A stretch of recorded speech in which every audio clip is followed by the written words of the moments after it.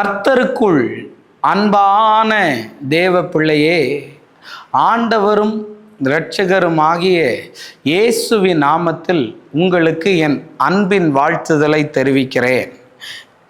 இந்த நல்ல நாளிலேயும் நீதிமொழிகள் 19வது அதிகாரம் அதனுடைய 24வது வசனத்தை வாசிக்கிறேன். சோம்பேறி தன் கையை களத்திலே வைத்து அதை திரும்ப தன் வாய் அண்டைக்கு எடுக்காமல் இருக்கிறான் என்று எழுதியிருக்கிறத பார்க்க முடியும். இன்னைக்கு என் மெசேஜோடைய தலைப்பு என்ன தெரியுமா?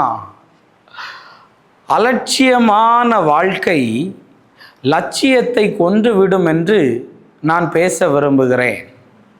யாரை பற்றி இப்படி சொல்கிறேன் தெரியுமா? சோம்பேறிகளை பற்றி தான் சொல்கிறேன்.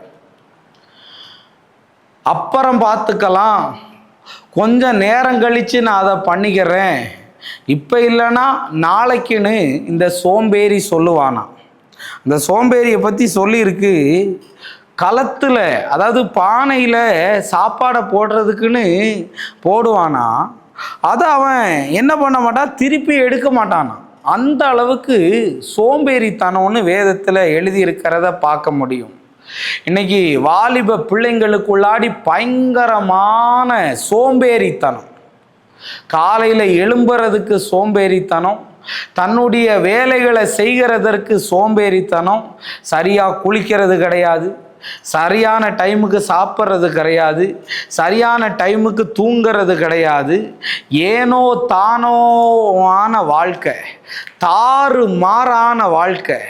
சோம்பேறி ஏன் வாழ்கிறான்னு தெரியாது, என்ன அவனுக்கு லக்கு இருக்குன்னே தெரியாது. அவனுடைய லட்சியத்தை எல்லாம் அது கொன்று விடுகிறதா இருக்கிறது. தேவ பிள்ளையே, இன்னைக்கு தூங்கிக்கிட்டே இருக்கிறியா வீட்டில் கடந்து, வேலைக்கு போகாமல் இருக்கிறியா, கேட்டால் வேலை கிடைக்கல அப்படின்னு தெரு தெருவா ஆஃபீஸாக நட, வேலை கிடைக்கலன்னா நிறைய இடத்துல சொல்லு, வீட்டுக்குள்ளே இருக்காத.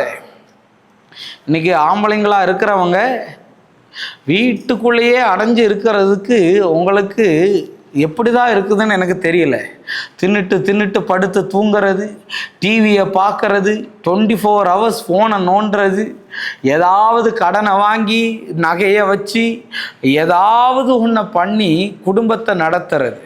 சோம்பேறிகளை கர்த்தர் ஆசீர்வதிக்க மாட்டார். நீதிமொழிகள் 21:25 வாசிக்கிறேன். சோம்பேறியின் கைகள் வேலை செய்ய சம்மதியாததினால் அவன் ஆசை அவனை கொல்லும்னு இருக்கு. சோம்பேறி வேலை செய்ய மாட்டான், காலையில் ஒழுங்காக எழும்ப மாட்டான். அவனுக்கு என்னது, நோகாமல் நொங்க எடுக்கணும்னு நம்ம ஊரில் சொல்லுவாங்கள்ல, அப்படியெல்லாம் சாப்பிட முடியாது. இன்றைக்கி நிறைய வாலிப பிள்ளைங்களுக்குள்ளாடி தூங்கிக்கிட்டே இருக்கிறது, வேலைக்கு போகிறது கஷ்டப்பட்டு போகிறது. இன்னைக்கு நான் சொல்ல வரேன், இந்த சோம்பலி நாவி உன்னை விட்டு வெளியேறுவதாக. லட்சியத்தை மறந்து போகிற வாழ்க்கை மாறட்டும். பஸ்ஸில் ஏறுற, இந்த இடத்துலேருந்து அந்த இடத்துக்கு போகணுன்னு உனக்கு லட்சியம் இருந்தால் மட்டும்தான் என்ன ஆகும் தெரியுமா? போய் சேர வேண்டிய இடத்துக்கு சேருவேன். நான் பஸ்ஸில் ஏறுறேன், அது எங்கே போய் நிற்கிதோ அங்கே போய் நிற்கிறேன்னு சொன்னால் இடம் தெரியாத இடத்துல போய் பேந்த முழிச்சுக்கிட்டு நிற்பேன். ஸோ அதனால் நிறைய வாலிப பசங்க இன்னைக்கு பைபிளை படிக்கிறது இல்லை, சரியாக ஜோம் பண்ணுறதில்ல, சர்ச்சுக்கு போகிறதில்ல, கொட்டாவி ஜபம்னு சொன்னால் எழும்பி போயிடுது. பிசாசு இருக்க விட மாட்டுக்கு. முடிய பே மாதிரி வளர்த்துட்டு, அன்னைக்கெல்லாம் ஒரு பையனை பார்க்க புதரை இப்படி தோண்டி எடுத்து மூஞ்ச பார்க்க வேண்டியது இருக்குது. தாடியை வளர்த்துக்கிட்டு என்ன பண்ணுறது, குடிக்கிறது ஒரு கெத்துன்னு நினைக்கிறேன், பைக்கை ஓட்டுறது கெத்துன்னு நினைக்கிறேன். அது இல்லை கெத்து, உழைச்சி நல்லா வாழ்கிறது தான் கெத்து. இன்னைக்கு அப்பா அம்மா சொத்தை அழிச்சு கேட்டால் வெக்கமா இல்லை? அதனால் உன்னை பார்த்து சொல்கிறேன், தயவு செஞ்சு வீட்டில் முடங்கி கிடக்கிற வாலிப தம்பி வேலைக்கு போ. இவ்வளோ பேசுகிறீங்களே, நீங்கள் என்ன பண்ணுறீங்கன்னு கேட்குறீங்களா? நான் ஒரு 24 மணி நேரத்தில் 3 மணி நேரம் தூங்குறது ரொம்ப கஷ்டமாக இருக்குது. அவ்வளவு ஓடுகிறேன், அவ்வளவு ஆண்டவருக்காய் உழைக்கிறேன். அதனால் உங்கள்கிட்ட சொல்ல வரேன், தயவு செஞ்சு லட்சியம் இல்லாத படகை ஓட்டாத. அது எந்த திசைக்கு போனாலும் ஆபத்து தான். அதனால் சோம்பேறிக்கு லட்சியமே இருக்காது. லட்சியத்தோட வாழு, கர்த்தர் பெரிய காரியத்தை செய்வார். ஜெபம் பண்ணுறேன். அன்பான நல்ல ஆண்டவரே, இந்த நேரத்திற்காக நன்றி சொல்கிறேன்.